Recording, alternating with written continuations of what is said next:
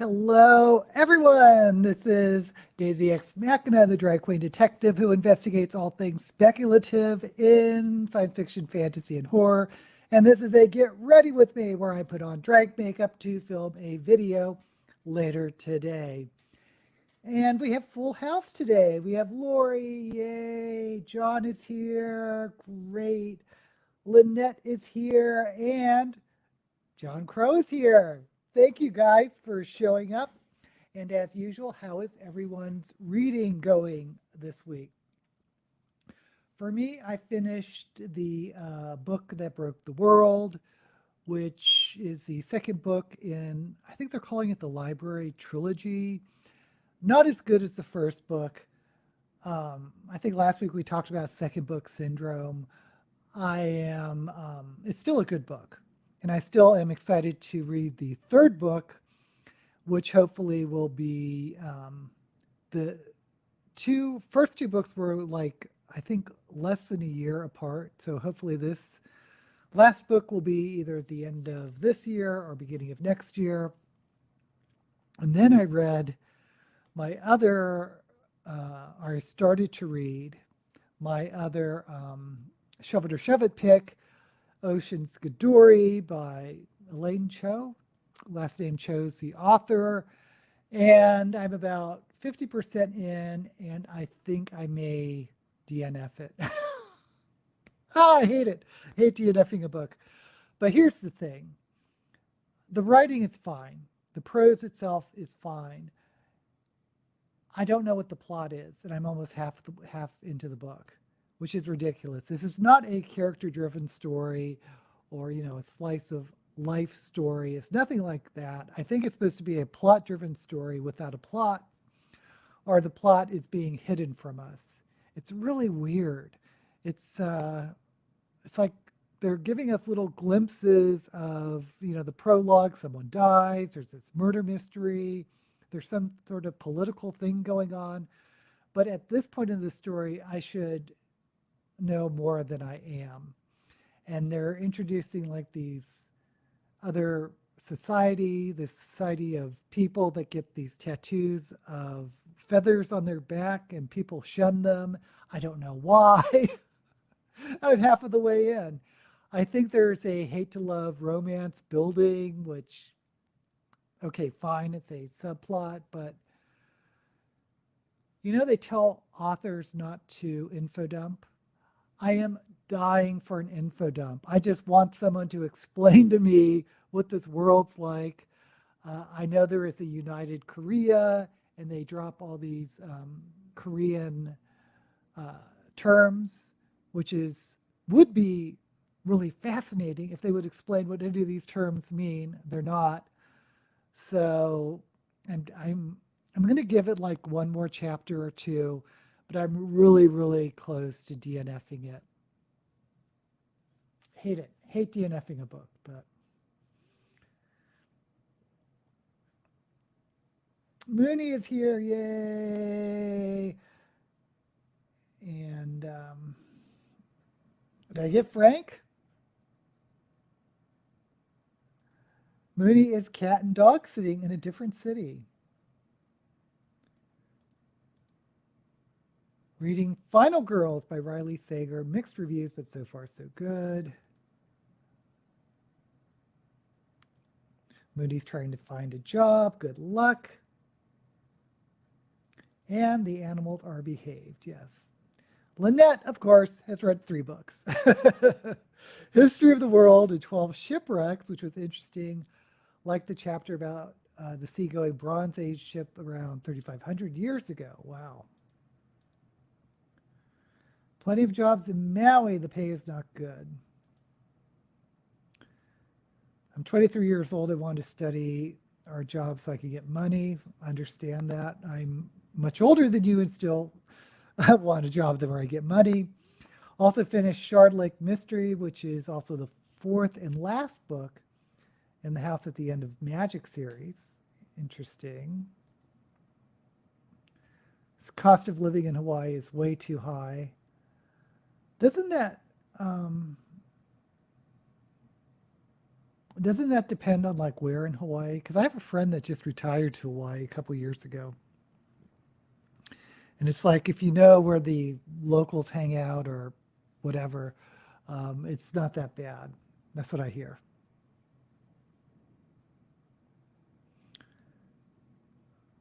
Doesn't help that what's odd sick? Audio, and you have ADHD. Okay. Oh, reading The Legend of Deathwalker. Or no, you know what? Because I just did a video on Harry Harrison, so I'm thinking of Death World. Oh, today I'm going, oh, sorry. Autism. Okay, got it. Got it, Mooney. If you live in a volcano crater, it might not be too high. Are you talking about The Rent? Okay, so today I am going to go back to Good Housekeeping because I found the 25 top fantasy books, but I've been playing around with wanting to do like my own like book list of science fiction books. And what I think I'm going to do, rather than doing books, is doing authors. And like almost off the top of my head, I wrote down like 50 authors. But then I thought, why don't I do 100 authors? Which that was a lot harder to do. That was really like digging deep into the old memory banks. But I got 100 authors, and instead of ranking them, I think I just may do like an A to Z. And I may just do like 10 at a time because I don't want to do like a 2-hour video. But I'm still playing with that. I'm not sure what I'm going to do. But I want to put on some makeup now because I want to do the 25 fantasy books by Good Housekeeping, which I thought was funny. I did the science fiction books, now I'll do fantasy books.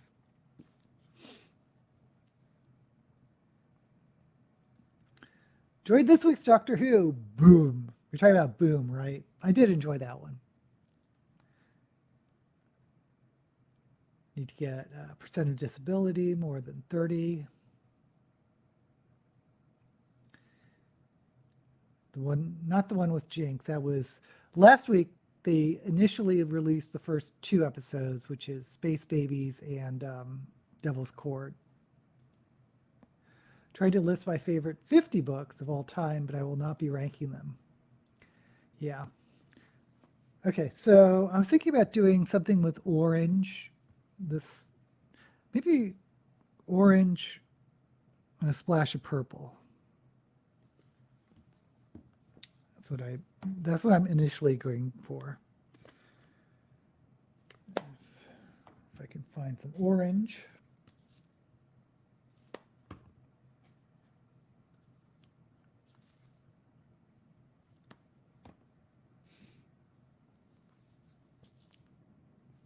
Okay.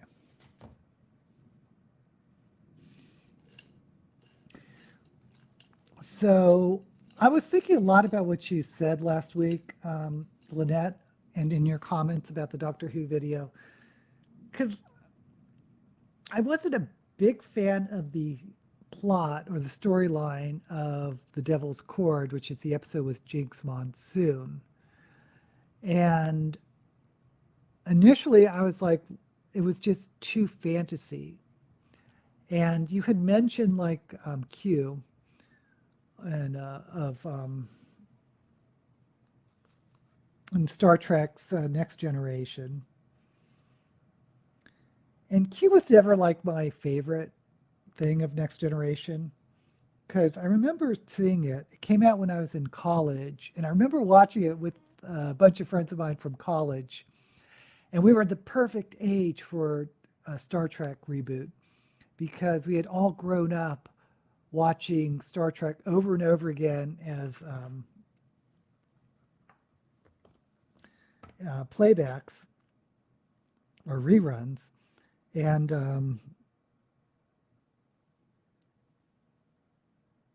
with the first Next Generation Farpoint, we were kind of like, eh.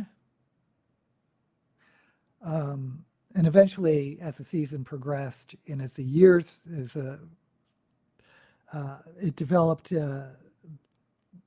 the Next Generation, we really came to love Next Generation, but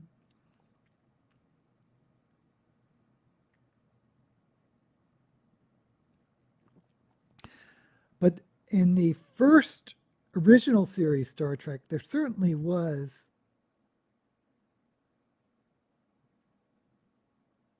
aliens with godlike powers.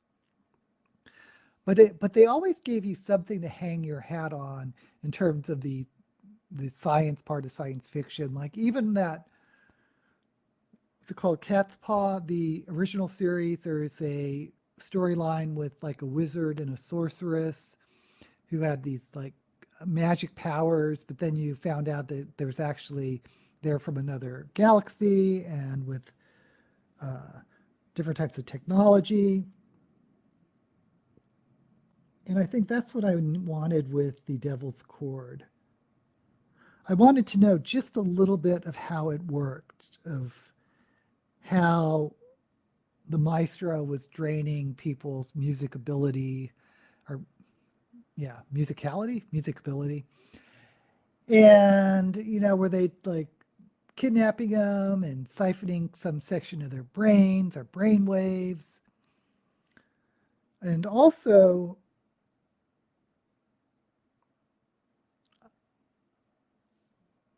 I'm not a big fan of the Time Wars, but wasn't it because the doctor was saying, oh, like when we were in 1963, myself and my granddaughter were living just a few blocks away or whatever, and assuming Susan's a Time Lord, didn't the Time Lord put everyone into a paradox? So you can't meet other Time Lords except for the Doctor and the Master. But if you can go back in time before the Time War, can you actually meet other Time Lords? I didn't understand what was going on with that. Anyway, I'm overthinking it. I know I am, but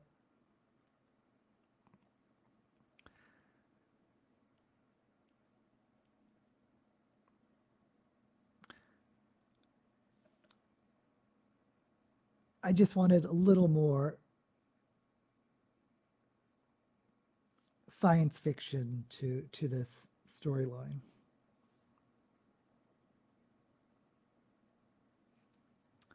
Okay.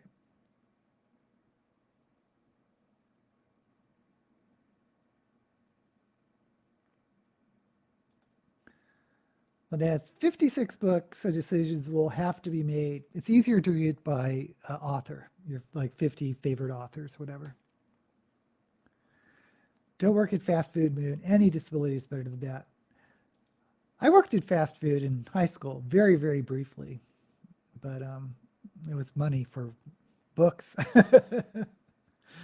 John Crow enjoyed Devil's Cord until the musical ending. Yeah, I mean, if they had the musical ending as like a bonus TikTok video or something, I don't know why it was in the show itself. You thought the musical ending made sense. Well, if music suddenly came back, maybe that's why they had the musical ending, but I don't know.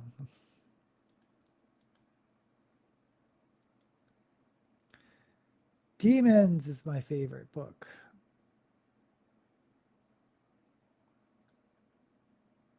Has Jinx put on weight? Probably. I mean, Q doesn't stand for what I think it does. What is it? Q. Well, they I don't know what it stands for either, but he's from this like continuum of other dimensional beings. So I know you're thinking quantum, but I'm not sure if that's actually what it stands for. I think the gods have trapped the Doctor in a simulation. That is why the fourth wall. Oh! If they do that, Lynette, that changes everything because we do see that older woman that keeps appearing and the snow, which doesn't make sense. Okay. If they do that, if this whole season is the Doctor being trapped in a simulation, fair enough. I will definitely be looking for that. Hey, Bobo. 4 Point sucked. Yeah, it wasn't a great introduction into Next Gen. Well, he had hair at some point. Most of season 1 of The Next Generation sucked. Farpoint was in the worst episode of that season. The word more advanced, yeah, that was Clark, right? Or was it Asimov? I think it was Clark that said that. So, and I get that, but I just wanted a little bit of science. I just wanted a little bit of backstory explanation. That's why I don't read time travel stuff anymore. Yeah. It's not my favorite type of science fiction. Although Millennium by John Varley does a pretty good, when they address paradoxes, I enjoy that more than just glossing it over. A Time Lord cannot be within a certain distance of a previous or future incarnation unless monitored by the control on Gallifrey, except there's no more Gallifrey. They're all locked away in the Time War. Dostoevsky wrote it. No queer, okay, I don't know what we're talking about. There are some mysteries in this season of Doctor Who. The same actress has played a different character in the last 4 episodes. Maybe she is Susan. Or maybe Mrs. Flood, the neighbor of Ruby.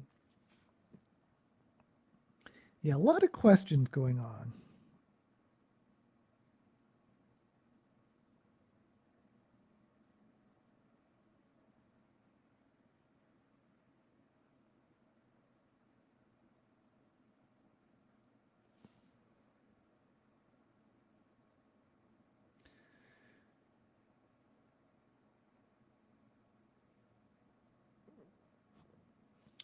Okay, so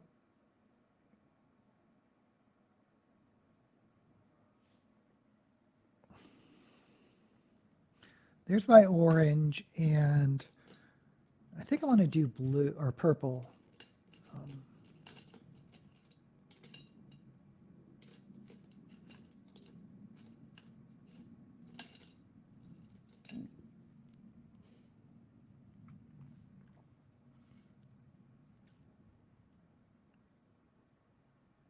Going to start with blue.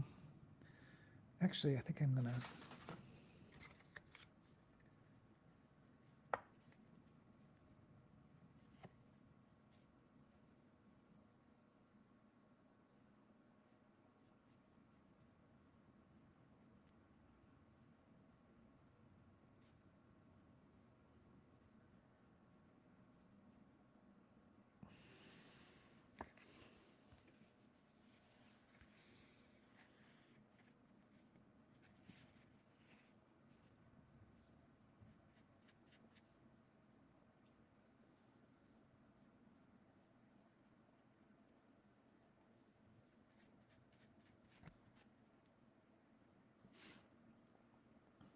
Yeah, but if the whole story arc of this season is finding out that they're in a simulation, that will totally change my mind about this season.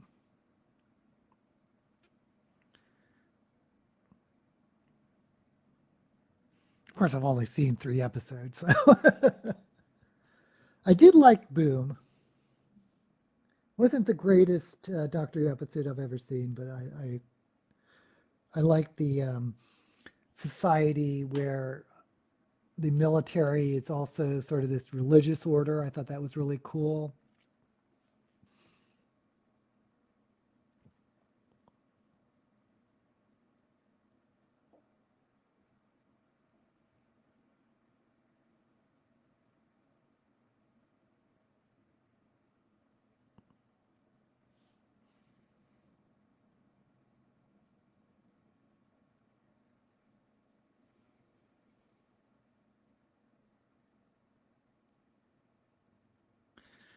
Yeah, I don't know how old you guys were when you first saw the Next Generation, but the other thing that we hated, at least in college, was Wesley Crusher.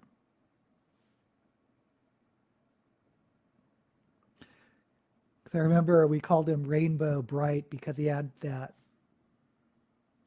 the rainbow uniform. And obviously, it was to appeal to children, or to young adults, to sort of get a new demographic, to give them a character. But to have like this kid on the bridge who's a smart aleck, not a smart aleck, but he just didn't read well for the college kids that I hung out with until he got a uniform. Once he transitioned from his little rainbow bright outfit and was on a Starfleet uniform, he was fine. Suddenly we liked Wesley. I don't think he lasted that much longer though, but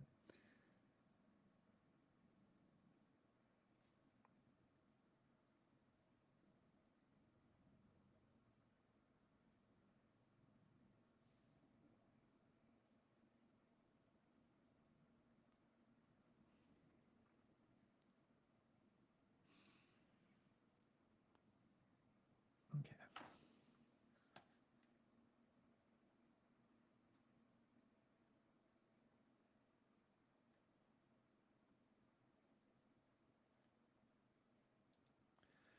DNF Steel Beach by Varley, but some interesting ideas. Oh, that's too bad. Um, I really like John Varley. His best thing, I think, is the Titan series, Titan, Demon, and something.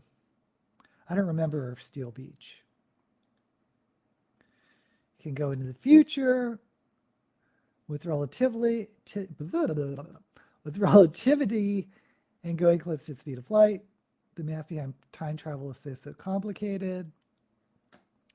No wonder the TARDIS has a binary star power source.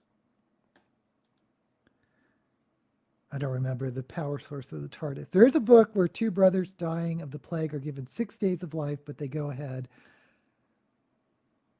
by 90 years each day. I don't mind Wesley Crusher. I don't understand the hate. Well, I remember at the time, it was just because it was so obviously a targeting of young teens, and we just wanted the adults. We wanted the Kirk, McCoy, Spock adults in the house. And why is there this kid there, on the bridge?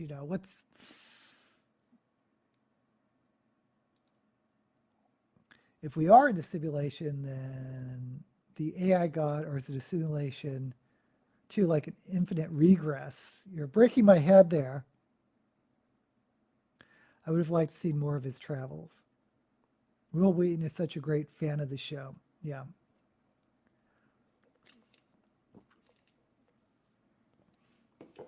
I'm not crazy about his audiobook narration because I got the narrated version of Ready Player One.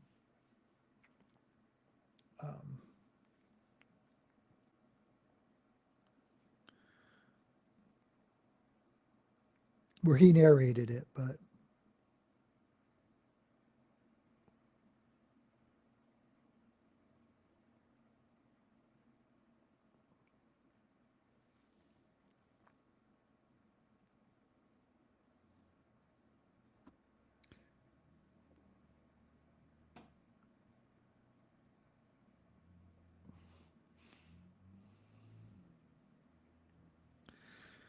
okay, I have a lot of white going on here, so I need some more shades of orange.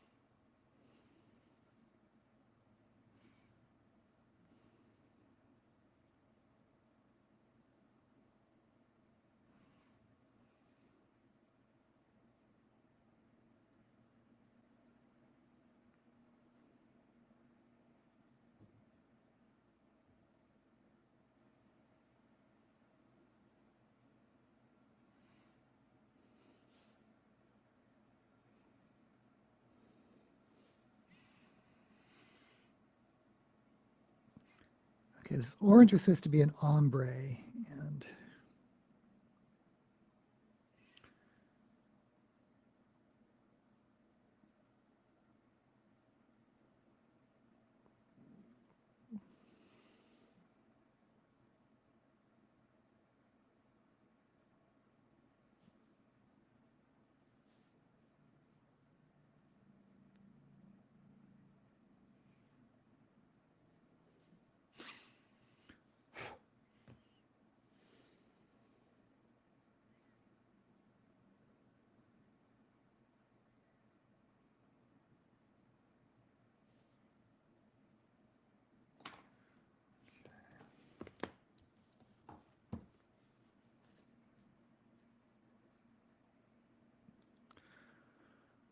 my friends referred to Deanna Troy as the Brooch Poodle.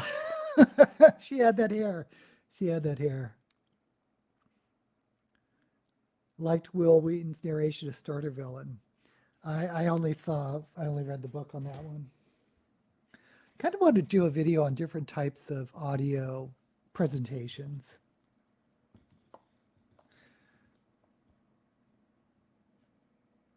Because I was so blown away with the what do they call it? The full cast or the full thing of Sandman, which was an adaptation of a comic book or graphic novel.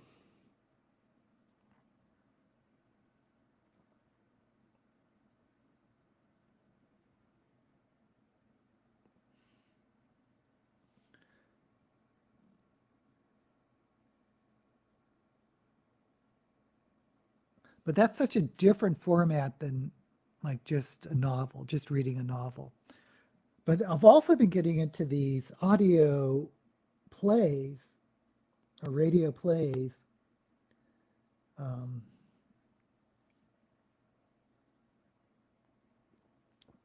ones I'm doing are the Tom Baker ones of Doctor Who.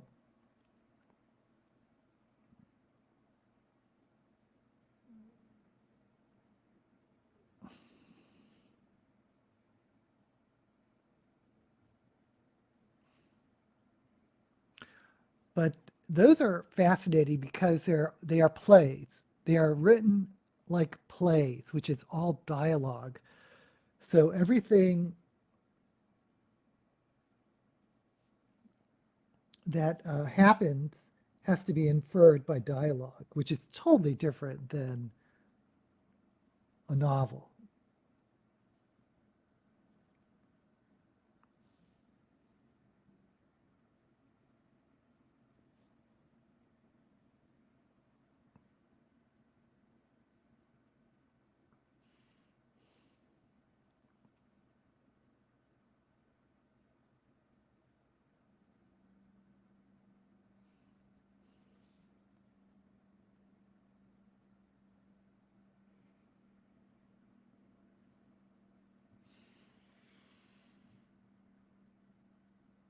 Okay, so let me just.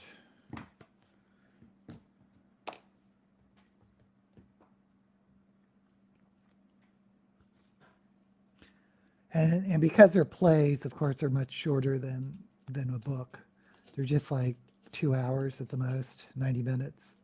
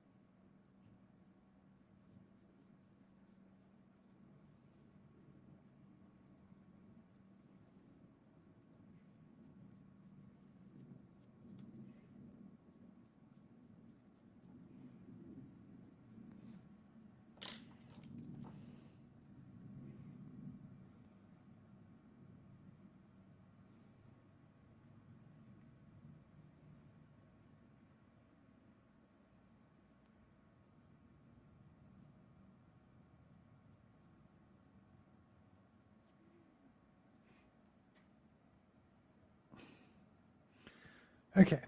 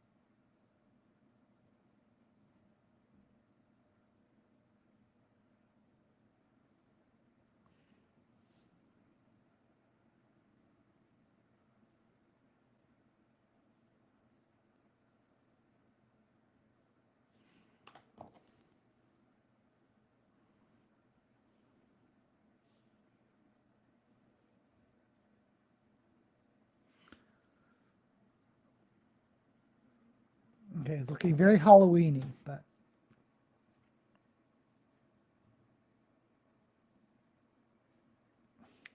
generally dislike full cast audio narration because there's often at least one person I can't understand because of my hearing problem. Oh, I didn't know that. My wife has the same problem. And I hate it even more if there's any background music. I like the background music, but if you have hearing issues, I totally understand that. Sometimes the music is too loud, it covers the words. Yeah, that's not good. One of your favorite crime shows has the soundtrack is much louder than the narration. I hate that. I've noticed that in like movies or whatever, if I'm watching on Netflix or something, where I just keep having to turn it up just to hear the audio, but then anything else is just too loud and I have to turn it down. I am deaf in the upper ranges, so it is usually women's voice I have problems with, especially if they are voicing a child actor or child character. At least you can have subtitles on TV, true. Hey, Lori. My wife uses subs when watching UK shows because of the range of British and English accents. I get that.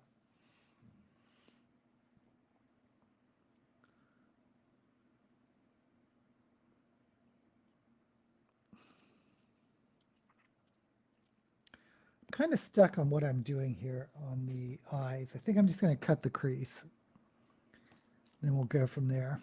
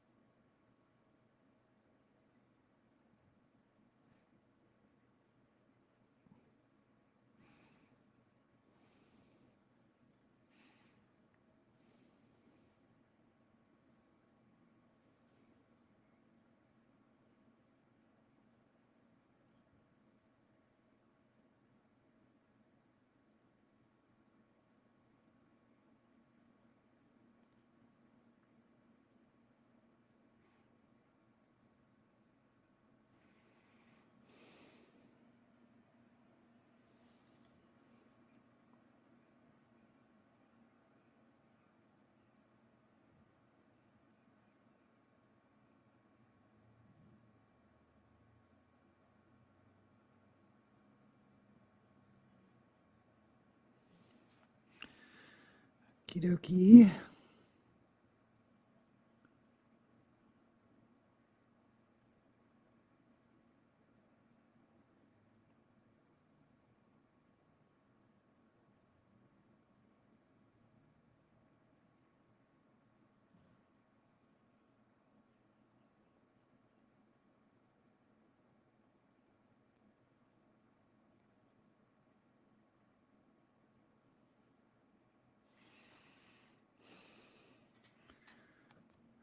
So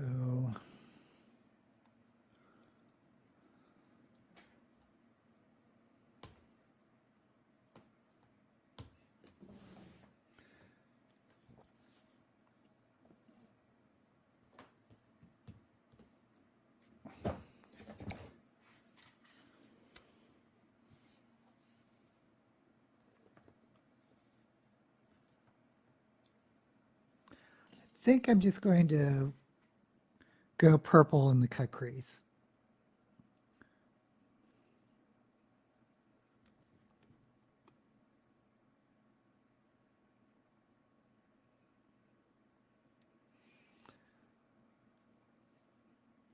I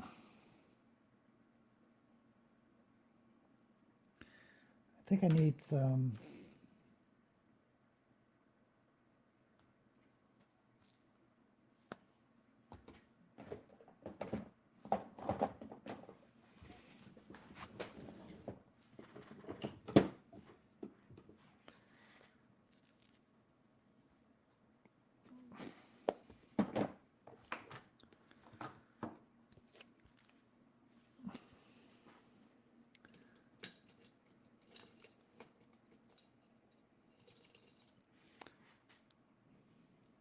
I need some powder, so I'm going to do that first.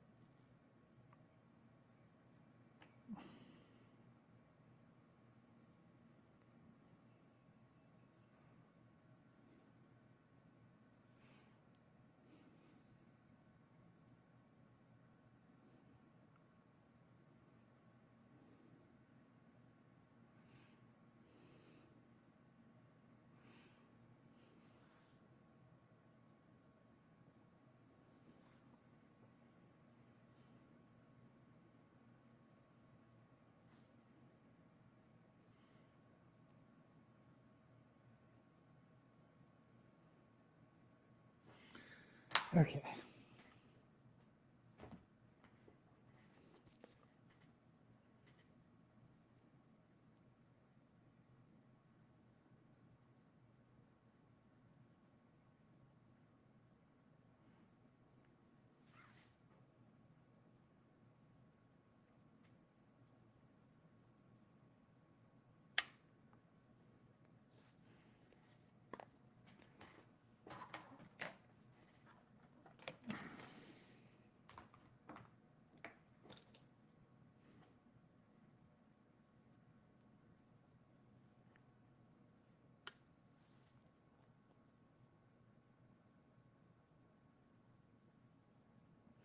Okay, so we have purple and orange.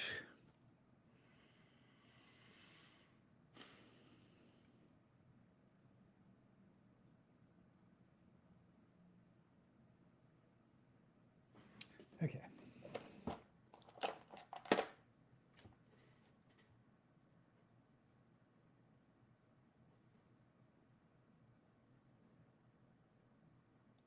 Hey, Cappuccino is here. Hey, Cap. Australia only has 3 distinct accents, but they are not regional, more like class-based. Oh, interesting. Broad, general, and cultivated.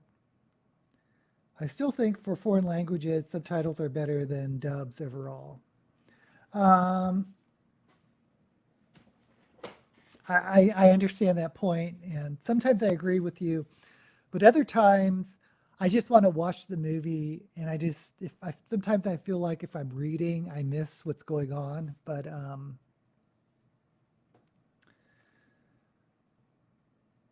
animation, I don't see any reason why they can't be dubbed. Used to think I could tell the difference between Aussie and Brit accents. A lot of people can, especially if you're American. Sometimes to our ears, they sound very similar. But you could add Aboriginal English, and there are some accents among the children of some migrant groups. Well, yeah. Scots is an amalgam of Old Norse, Gaelic, Cumbrian, Anglic, onwards from French, Dutch, German, Frisian, and Danish. Aussies have really got a handle on your migrant flow. I use the general accent, which is by far the most common. Steve Irwin used broad. Kate Blanchett is cultivated. And Old British. Lovely Kate. Also, Nicole Kidman, but you hardly ever hear her with her native accent.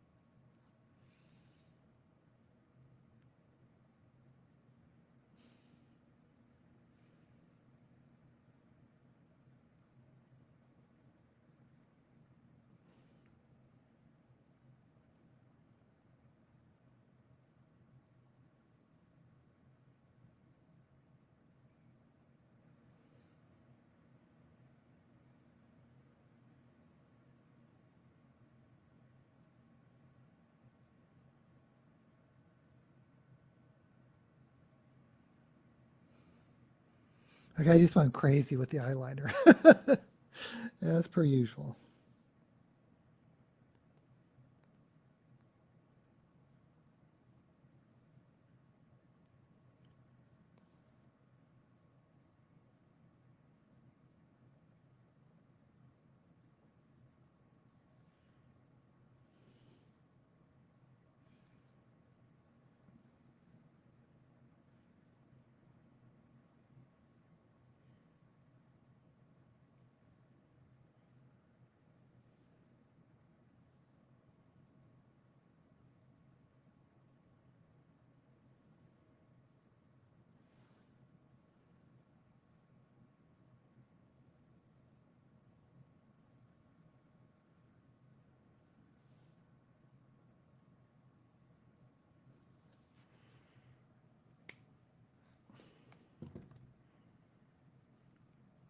Oh, I forgot to get water.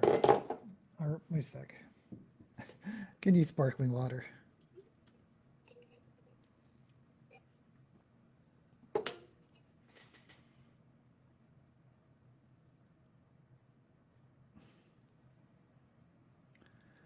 Nicole is too Americanized now. When I first came to Maui, I could not tell which of my friends were talking unless I was looking at them because I only heard an American accent. And why did Tom Dumper? I thought it was a Scientology thing.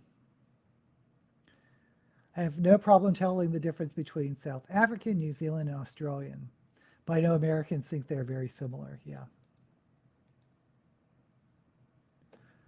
I can't tell New Zealand and Australian. New Zealanders' vowel sounds quite different. For me, it depends, but I can't reliably tell. Well, there are so many American accents.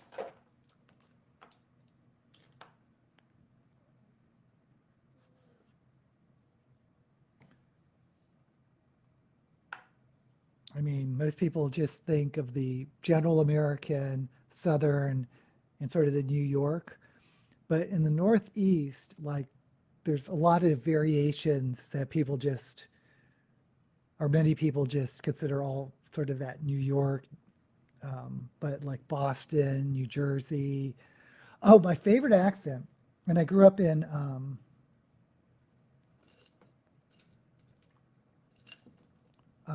Maryland, so I know it quite well, is the Baltimore accent. My stepmother's family had very strong Baltimore accents, which is almost gone now. I don't think anyone, I think it's one of those accents that have just completely died off. But if you want to hear it, John Waters has it. And if you look at some of his early movies where he uses like local Baltimore actors, they all have that Baltimore accent.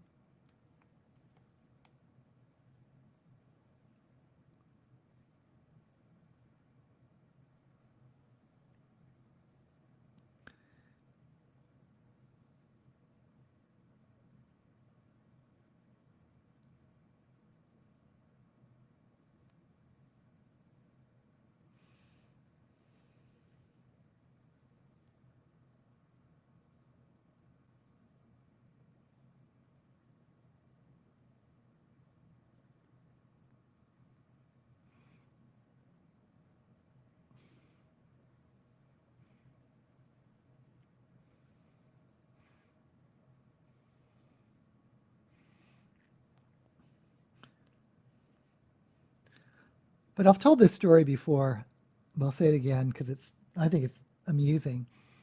A friend of mine was Thai, and for his ear, he couldn't tell the difference between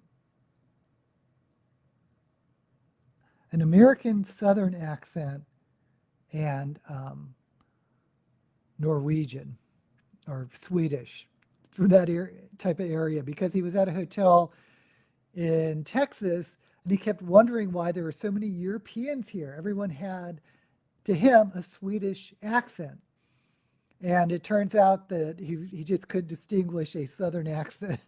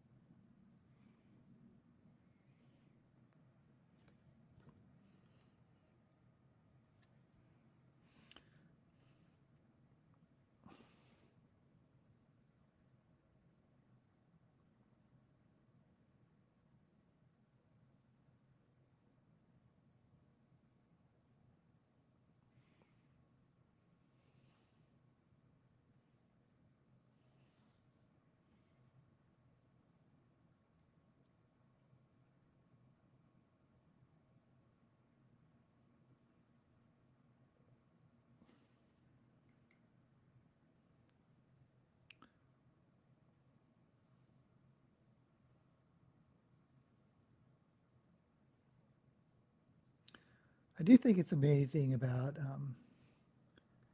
actors that can like reproduce different regional accents. Like, of course, Meryl Streep, but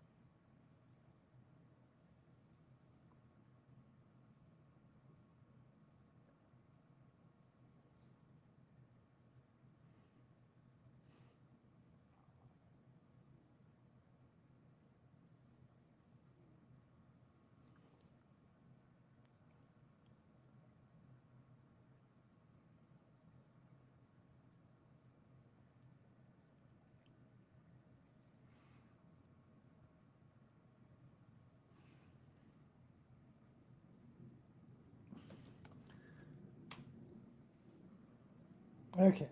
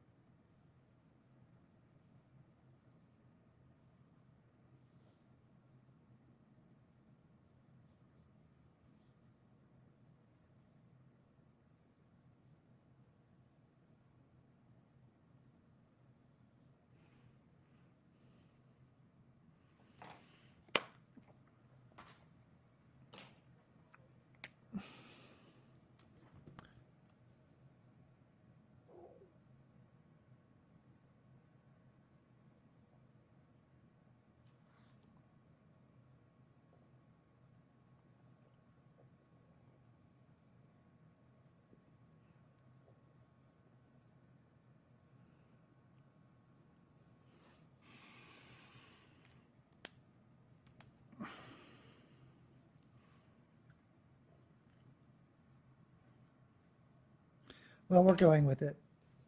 We are going with this.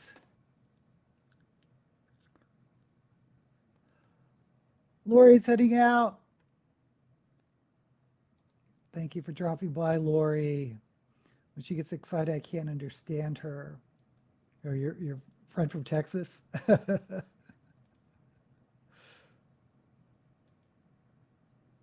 Australian pronounce it as frisch and cheaps, or so I'm told.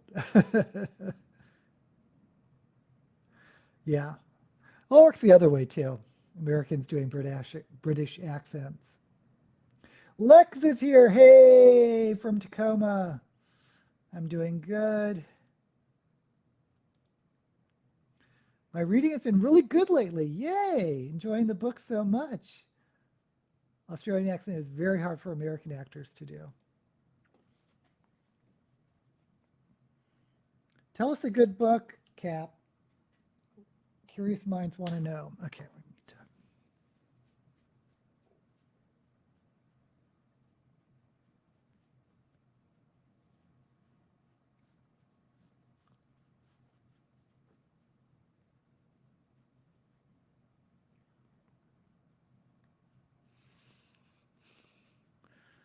Okay.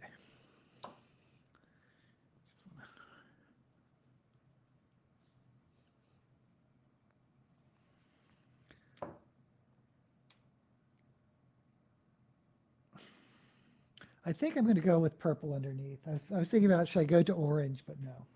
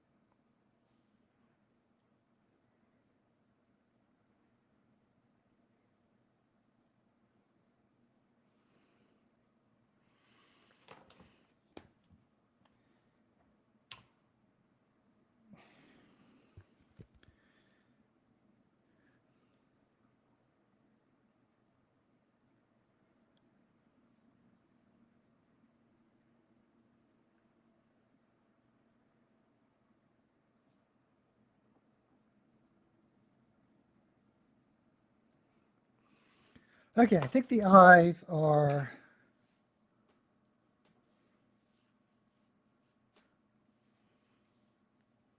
okay. I'm going to start the third book in the Martian War series by Scott Washburn. I love the Martian POV. They are quite different from humans. Oh, interesting. I have to look that one up. I'm checking out this great used bookstore that I found walking around town, and I bought some great used books and comics. Oh, that's great. Great find. Was that guy on Star Trek really Scottish? No, he was not. I finished Death Ends, the finale of the three-body trilogy. It was mind-blowing in the best way. That trilogy is astounding. I'm on the fence about getting the last book. We'll see.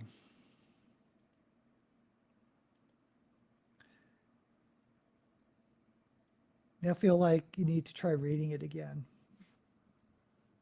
Well, here's my thing about Three-Body Problem, especially the Dark Forest, is I wasn't crazy about the presentation of sentient life in the universe as sort of dog eat dog, where only one master civilization of sentient races or of a sentient race can survive. Everyone else is compelled to kill each other off. That's what I got from the Dark Forest. And I'm hoping the last book walks that back, Death End, that there's a little bit of hope. But is reading about a universe that is just, that we live in is so dark and dismal, and the whole thing is about the end of the human race, or that's one of the premises. It was a lot for me. Okay, so let's go ahead and just, actually I want a little bit more color in my cheeks.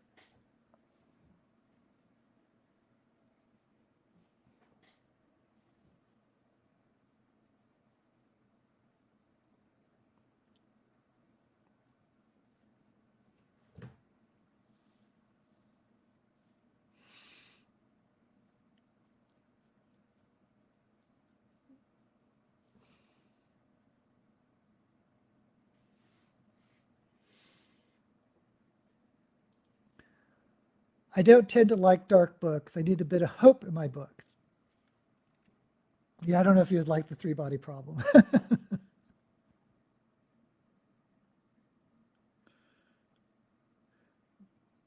But not every book is for everyone.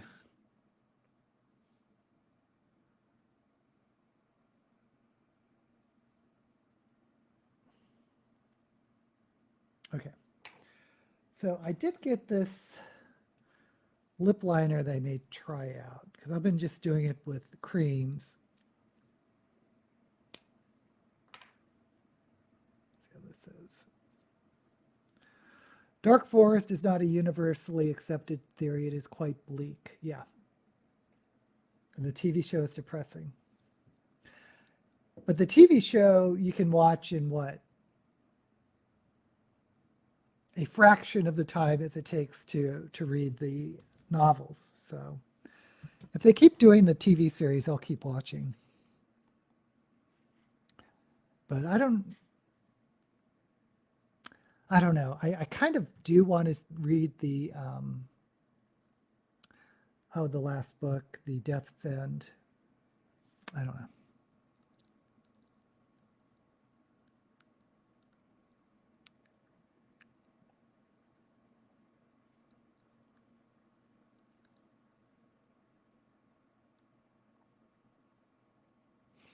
Because I definitely can appreciate why people love the series.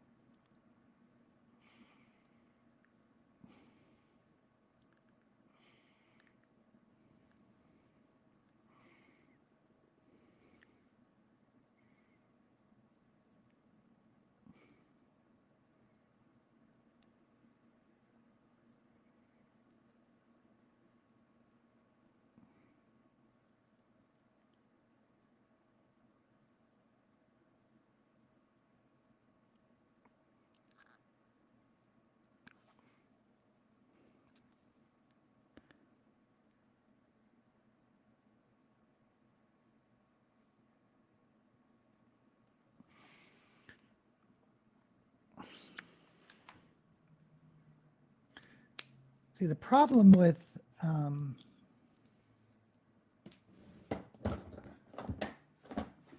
the lip liner pencils is because I have a beard, it skips.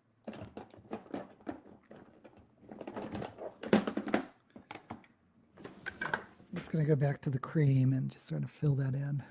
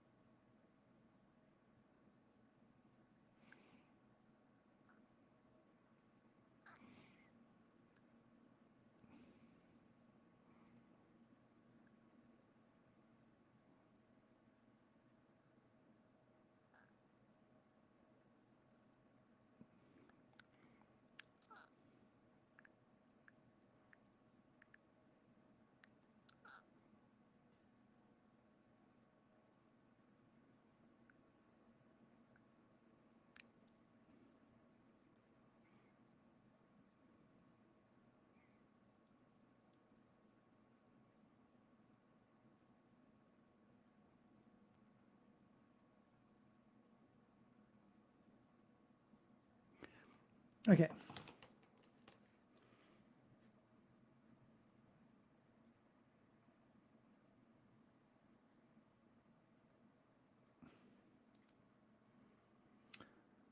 I found 2 books of the solar punk genre, The Well and Wings of Renewal. Oh, that's very cool. Yeah, I would like to read more solar punk myself.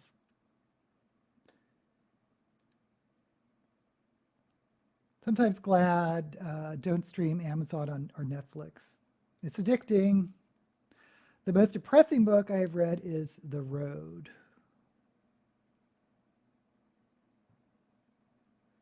Surely you're not talking about the Beatnik author, the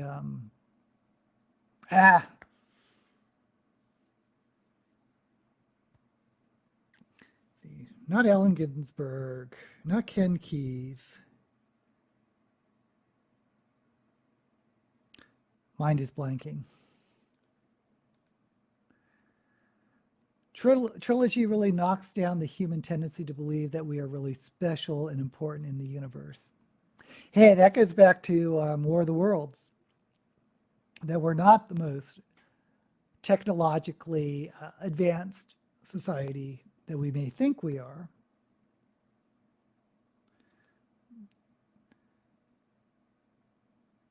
For all we know, the kid is going to be the family's dinner the next day. The cannibalistic scene in the house in the road was bad as any horror movie. Oh, Cormac McCarthy. Okay. Who was I thinking of? The Road by insert beatnik author. I can look it up.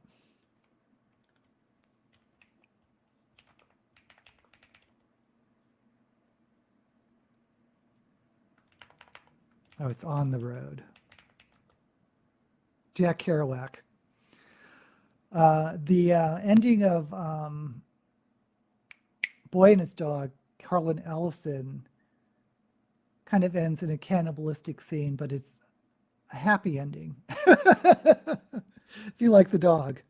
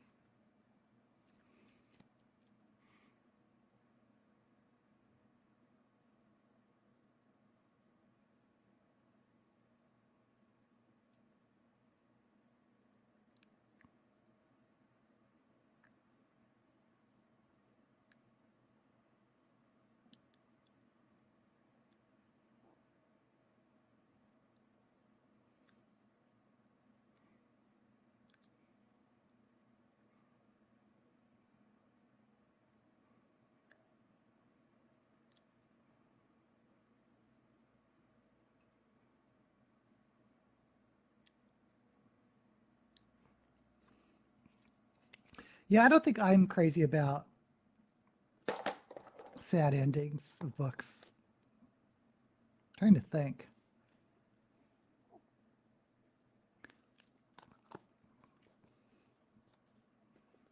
That's just not totally true.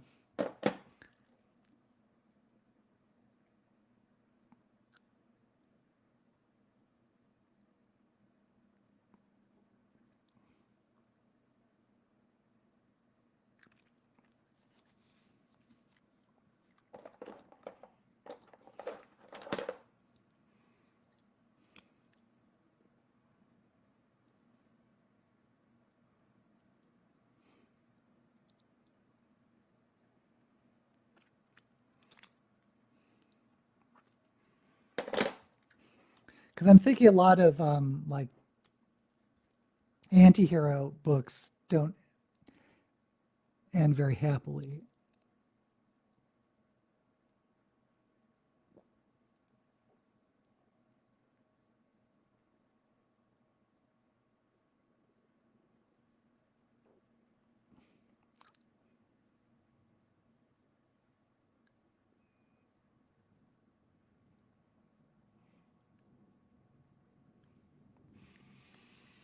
Yeah, I think if I do end up DNFing Ocean's Godori, I just may jump into the next Flavia Deleuze novel just to brighten my day. Okay, let's do eyelashes before we forget.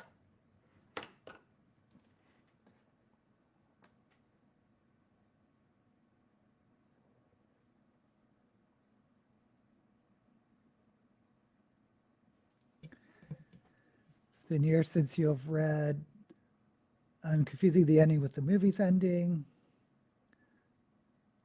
Yes, Don Johnson was the star of A Boy and His Dog, which is the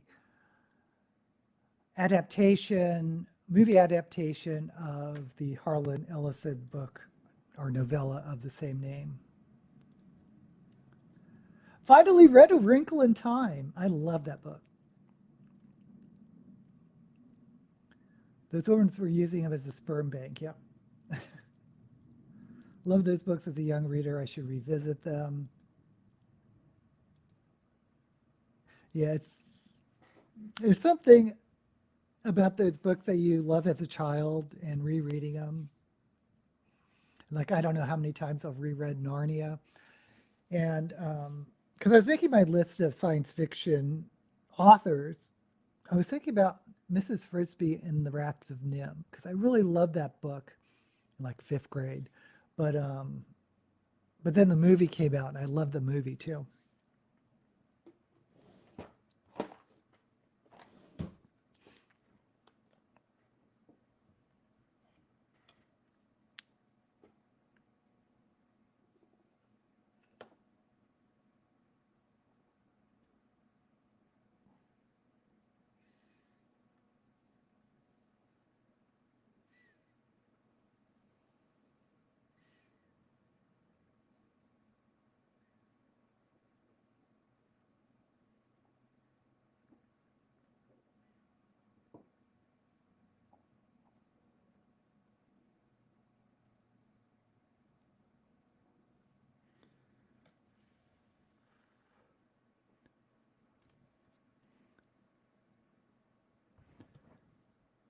Okay.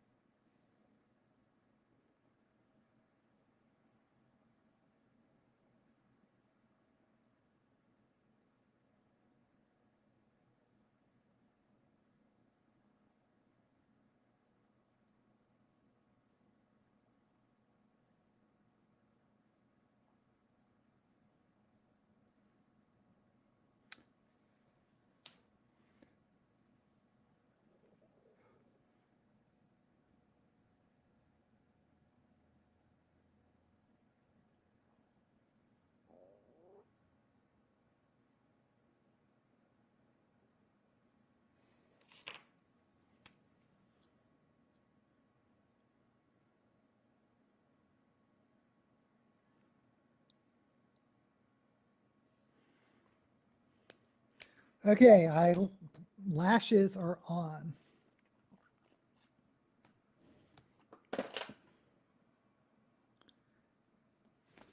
And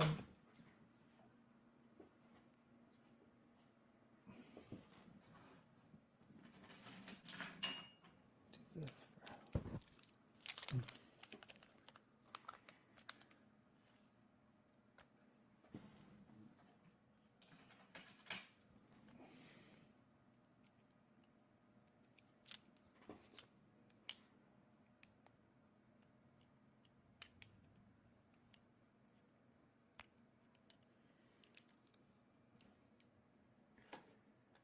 If I remember correctly, the mention of Jesus, Christianity, and Wrinkle of Time brought me out of the book.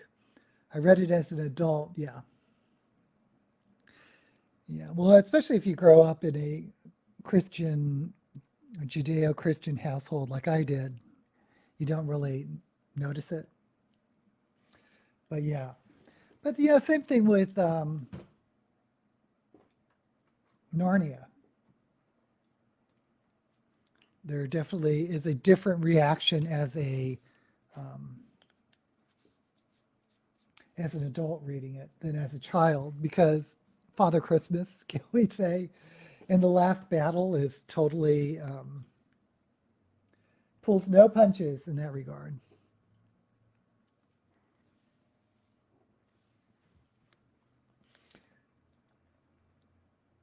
Did not watch the movie adaptation of A Wrinkle in Time. I was afraid it would not be good. It wasn't good. You're talking about the one with Oprah?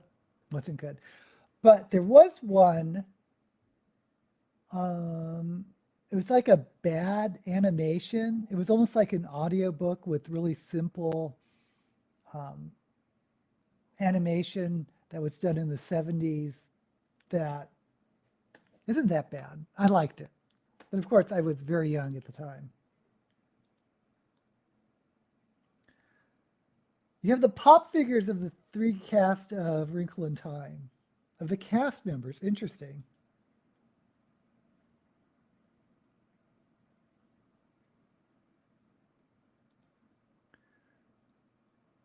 No problem with the religion in the last episode of Doctor Who. Oh, the boom. Doctor usually is the faith of science. It's my big necklace. Okay, so for the hair,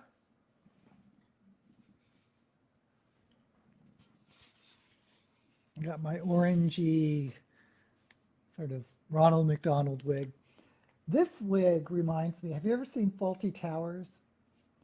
This reminds me of the actress Prunella Scales, her hairstyle. She plays Basil Fawlty's wife.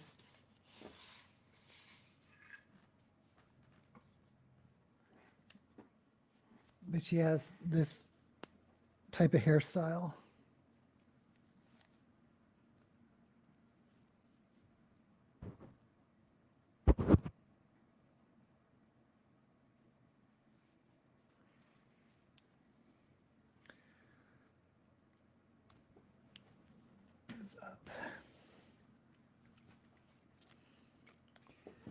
And we'll throw on some gloves.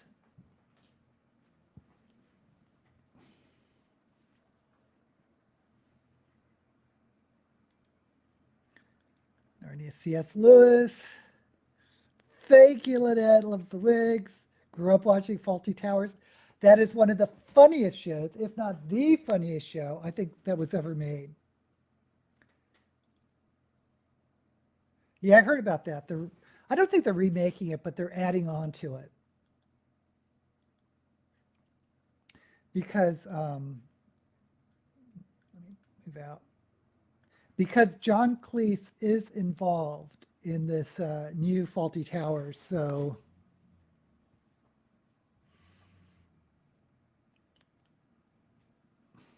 I could be wrong, but I'm assuming that it's just going back to the original Faulty Towers. And seeing where they are. They apparently tried to make an American version several times, one of which was starring B. Arthur as the Basil Fawlty figure. But apparently that didn't work. Okay.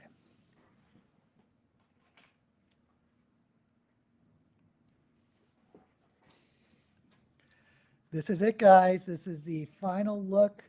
And we did the orange and a whole lot of purple. And yeah, I don't think it's bad. And today I want to do a reaction to the Good Housekeeping's top 25 fantasy books, because I did the science fiction books. And hopefully at some point I'm going to